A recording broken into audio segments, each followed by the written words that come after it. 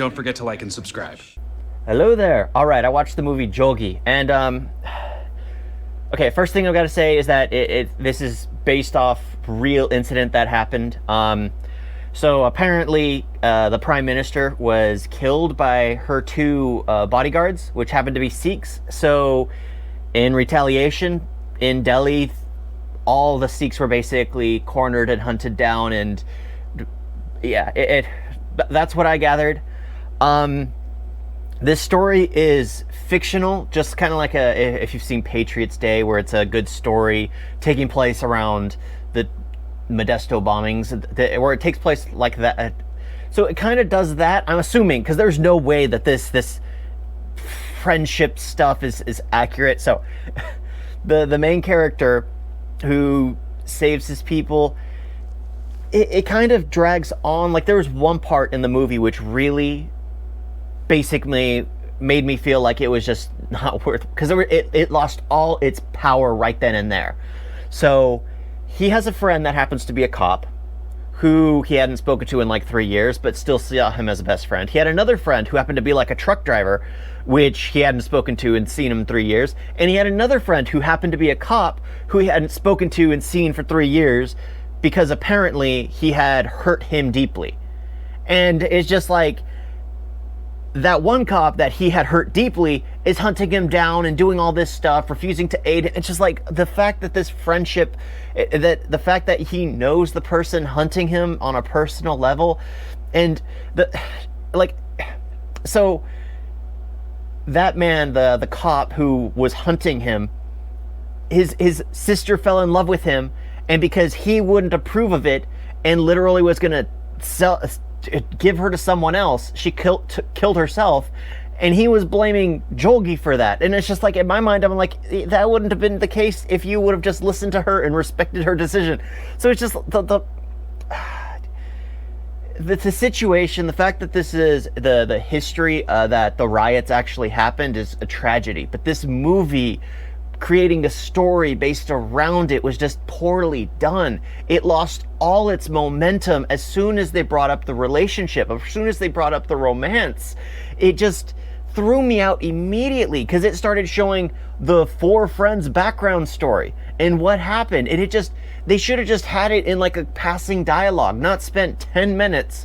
I mean, it felt like 10 minutes on that situation. It just didn't feel right. It just didn't work. And it even then, I was like, there's no way he caused her to die. There's no way you can blame him for your sister's death. This is all your fault. It's just the dumbest thing ever. And I hate saying that about something which is taken around serious true events. But the sheer like, I'm trying to figure out, because I didn't understand how that guy wanted to be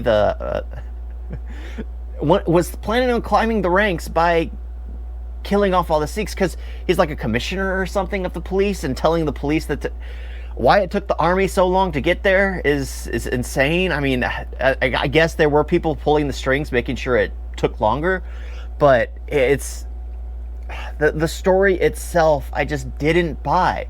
I didn't buy the fact that they were all friends. I didn't buy it just I mean, if it's a true story, it just seems really coincidental. Like, this is coincidental to the fullest in real life, if that's actually real. Because I can't even believe that that would actually be a real story. There's no possible way.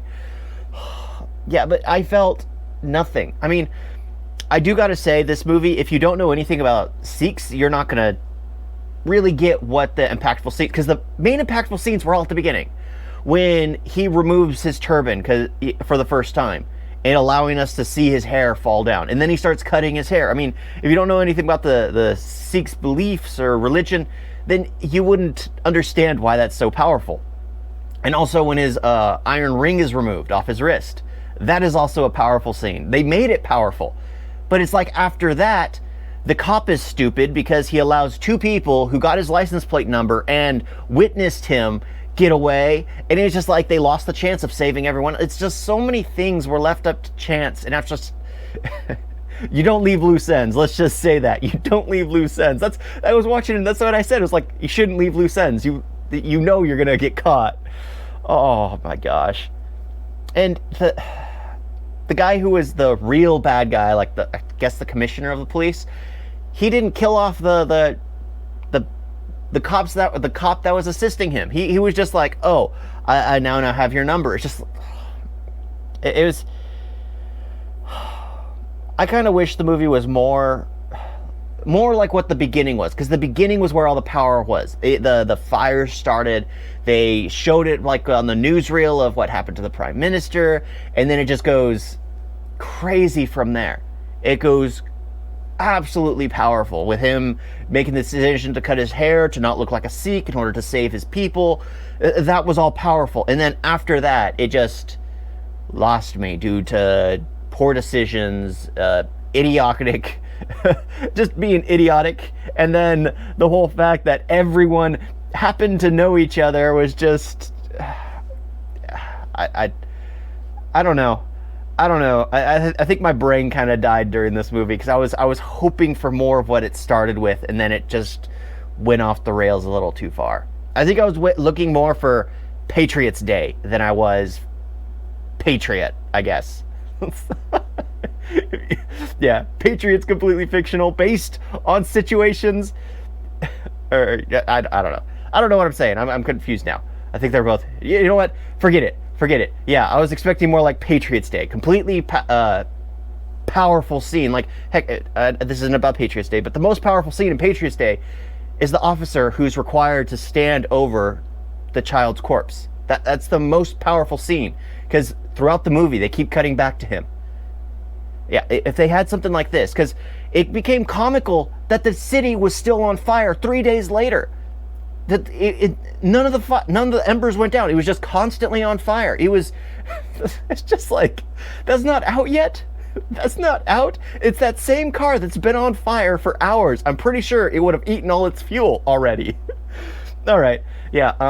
I digress. Thank you all for watching. I hope I didn't offend nobody, but it's just, I wish it was done differently. But that's all I can do. Hindsight's 2020. Thank you all for watching. Talk to you next time. Toodles.